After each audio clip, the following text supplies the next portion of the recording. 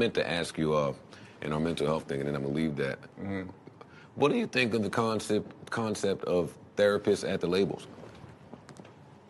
Wow. It's really absolutely fucking needed. I would say. Yeah. I would think that's just like the writing on the wall. It's like a guidance counselor at a school. Did you think of that? I won't take credit for the idea. It's just I have a lot of questions about labels and their infrastructure and how they operate. Right. And one of the more important ones to me seems like a therapist at every label would just fix a lot of shit. It would give the artist somebody to communicate with. It would give the label another extension that's not so business. That's not so. The creative can't thrive that way. Right. Well, you And know, in high sometimes- school, you have like a guidance counselor that you can go talk to. Did you have that in your high school? Or? Yeah. Yeah, well, So- for the years that I attended high school, yeah. Yeah. But music was my high school. Right. And I never felt like I had an outlet. I never felt like they ever understood.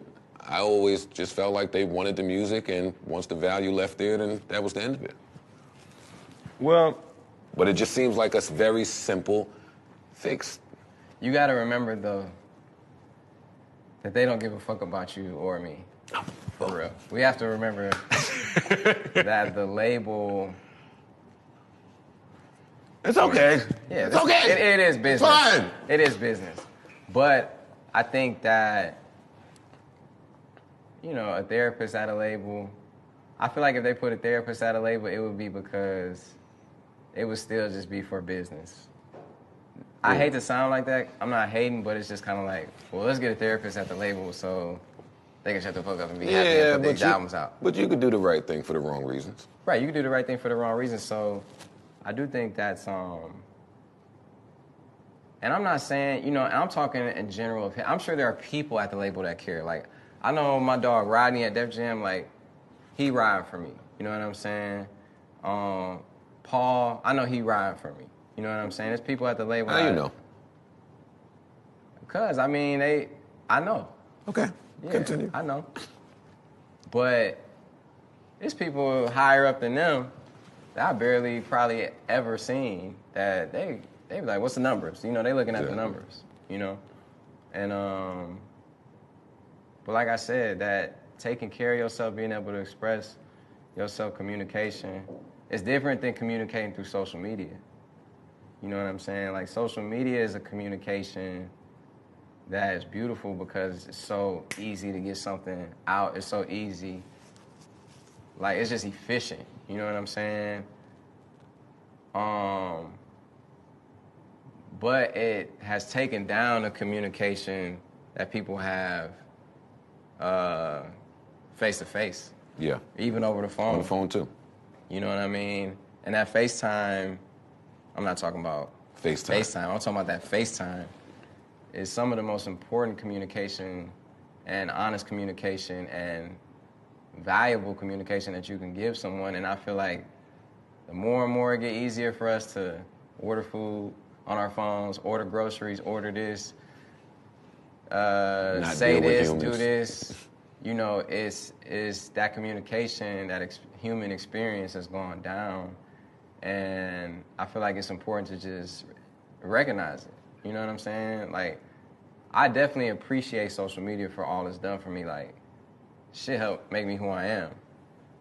But at the same time, I delete Instagram off my phone all the time. I delete Twitter off my phone all the time. At one point, I ain't had Twitter on my phone for like 8-9 months. You know what I'm saying? And I did that because you have to listen to yourself.